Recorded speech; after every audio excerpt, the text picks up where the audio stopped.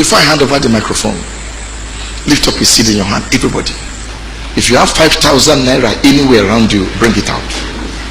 I'm standing here. If you have 5,000 anywhere around you, if you have 10,000 anywhere around you, if you have 4, if you have 3 anywhere around you, come and put it in my hand. Go inside your kitchen right now as you're watching this video and check. Welcome to the moment of truth. You just saw Apostle Lawrence something Chuma. That was in 2018. We exposed him in 2018 and his wife.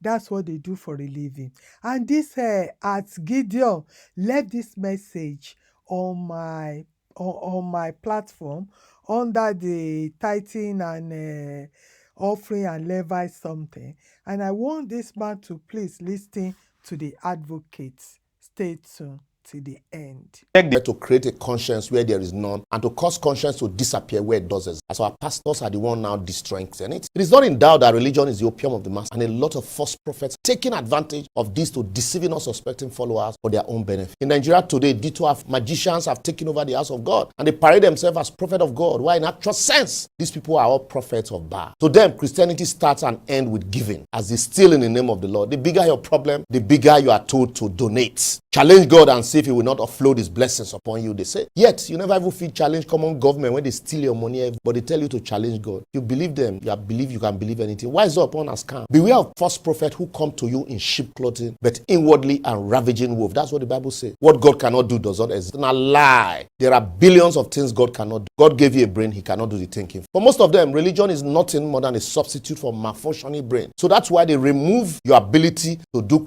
critical thinking and create fear around you. Then say miracle to you. That fear, the key that unlocks the pocket of the rich and the poor and gullible. They tell you, even though I walk through the valley of the shadow of death, I will fear, but the Lord is with me. Yet they drive around with bulletproof cars and number of mobile police enough to form a battalion, as they frighten you not to give to the poor woman in the village who they claim is a witch, that will take your gift to coven and tie your destiny. So rather bring it to the church so that the pastor will lay hand on it and before he gives it away. All on a job. That's 419 mentality. They would raise sword against anyone that preaches against tithe and off, or first fruit or taxes that they collect, even if that person is a true Christian or one of them. That's why everything to them starts and ends with donation. Let 20 people come out to give 1 million naira. After that 1 million, they go still reach 100 naira and 5 naira, stealing from both the rich and the poor. The church and pastors want money, they turn to members. But members want money, they are told to turn to God. Wise up, brethren, God is not after your money, but your salvation. For these pastors have fleeced more people of their hard-earned money and made more people poor and depressed than they have actually saved people. They are quick to shout Malachi 3:10, but we never point you to Deuteronomy 14:22-29, where the law of tithing was actually established and you were instructed to eat your tithe. That is why they celebrate the fraudulent, the corrupt, the wealthy than the meek and the righteous. They claim to be modern day Levi, but they forget that Levi is a tribe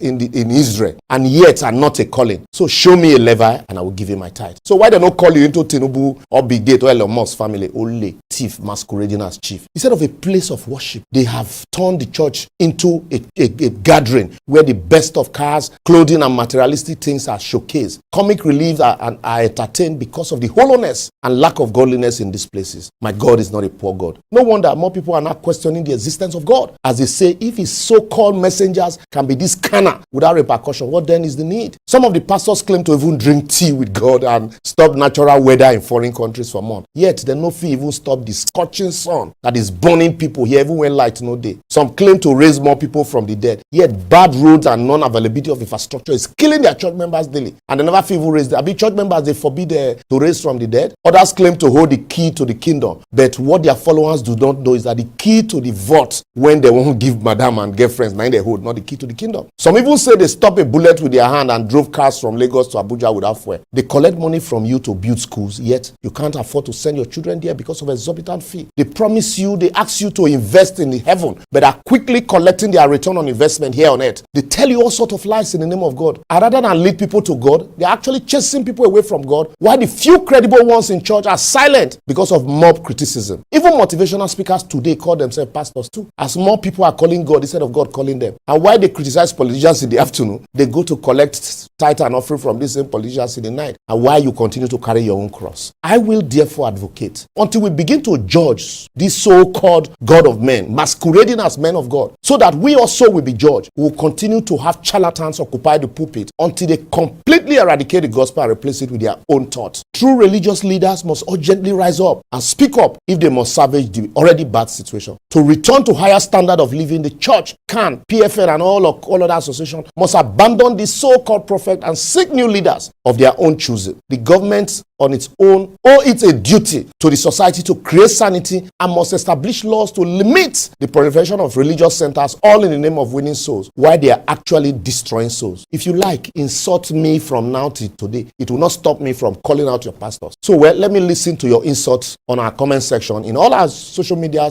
platforms showing on your screen. And for those who share the same sentiment with me, please feel free to share. We can collectively sanitize these birds, chase this baldhead out of the yard. For if we remove tithe, offering, first fruit, and all revenue collection from most of these churches, they will fold up on their own. Remember, in prosperity preaching, only the pastor prosper, while you who is giving remains poor. So borrow yourself a brain. See you next week. You just heard that, my brother. God is raising army every day to fight the battle, to fight all the charlatans and chase them out of the way. They don't have power. I keep telling you. It's only the fear they put in you that is still working in you. Stop giving them your money.